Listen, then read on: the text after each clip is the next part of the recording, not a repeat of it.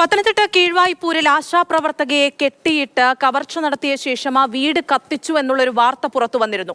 കുറച്ചു ദിവസങ്ങൾക്ക് മുൻപാണ് വ്യാഴാഴ്ചയാണ് ഈ സംഭവം ഉണ്ടാകുന്നത്.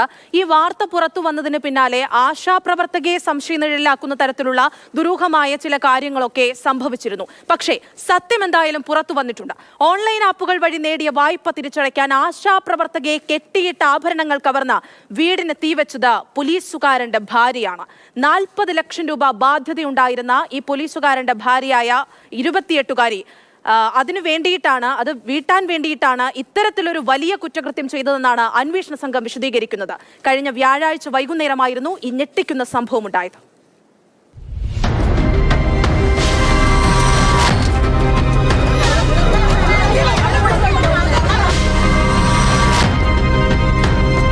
പത്തനംതിട്ട കോയിപ്പുറം സ്റ്റേഷനിലെ പോലീസുകാരന്റെ ഭാര്യയാണ് 28-കാരി സുമയ്യ.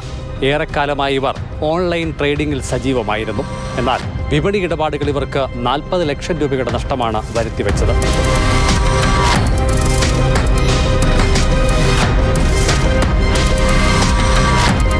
വിപണി ഇടിവും സാമ്പത്തിക ബാധ്യതയും തീർക്കാൻ ഓൺലൈൻ ആപ്പുകളിൽ നിന്നും സുമയ്യ വായ്പ നേടി. എന്നിട്ടും നഷ്ടം നികന്നില്ല. ഇതോടെ സമീപവാസിയായ ആശാപ്രവർത്തകയെ സമീപിച്ചു. പണം കടം ചോദിച്ചു. നൽകാതെ വന്നപ്പോൾ കെട്ടിയിട്ട് ആഭരണങ്ങൾ പിടിച്ചു വാങ്ങി. ശേഷം വീടിന് തീയിട്ടു.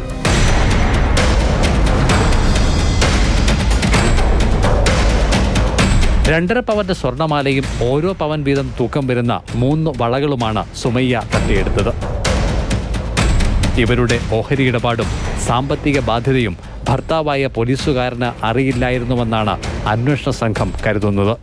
ഈ പോലീസ് സ്റ്റേഷനിൽ മിനിഞ്ഞാന്ന് വൈകിട്ട് ഒരു 4:30-5 മണിയോടുകൂടി ഉണ്ടായ ഇതുമായിട്ട് ബന്ധപ്പെട്ട ഉണ്ടായ ഇൻസിഡൻറ്റിൽ ഇപ്പോൾ അതിനെ അക്യൂസിനെ അറസ്റ്റ് ചെയ്തിട്ടുണ്ട്.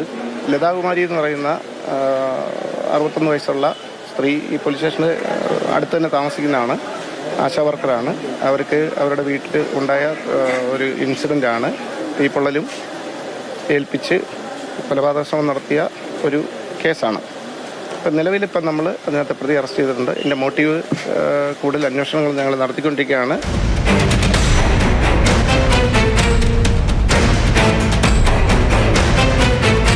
തീപ്പൊള്ളലേറ്റ ലതാകുമാരിയുടെ മൊഴി പോലീസ് ആദ്യം വിശ്വാസത്തിലെടുത്തില്ല.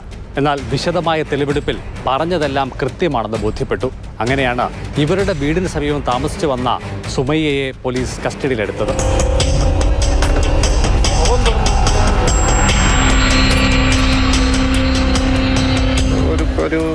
അവരുടെ മാലയും വളയും മറ്റും കവർന്ന ഒരു സംഭവമുണ്ട്.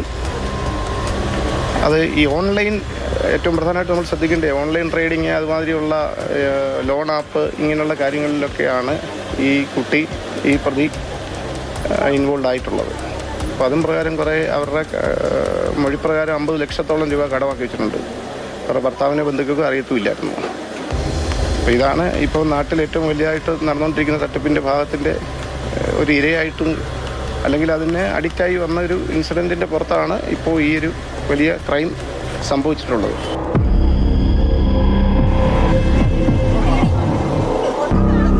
പ്രതിയെ കീഴ്വായ്പൂർ സ്റ്റേഷന് സമീപത്തെ ക്വാർട്ടേഴ്സിലും ലതാകുമാരിയുടെ വീട്ടിലും എത്തിച്ച് തെളിവെടുത്തു. ഉണ്ടായ കാര്യങ്ങൾ ഇവർ പോലീസിനോട് വിശദീകരിച്ചു. ശാസ്ത്രീയ പരിശോധനയ്ക്കായി ഇവരുടെ മൊബൈൽ ഫോൺ കസ്റ്റഡിയിലെടുത്തു. സുമയ്യയുടെ ഫോൺ വിളി വിവരങ്ങളും വിശദമായി പരിശോധിക്കും. കൊല്ലം സ്വദേശിനി സുമയ്യയ്ക്ക് 2 മക്കളുണ്ട്. ഇളയ കുഞ്ഞിന്റെ പ്രായം 6 മാസമാണ്. അതേസമയം പൊള്ളലേറ്റ 61-കാരി ലതാകുമാരി ആശുപത്രി ചികിത്സയിൽ തുടരുന്നു.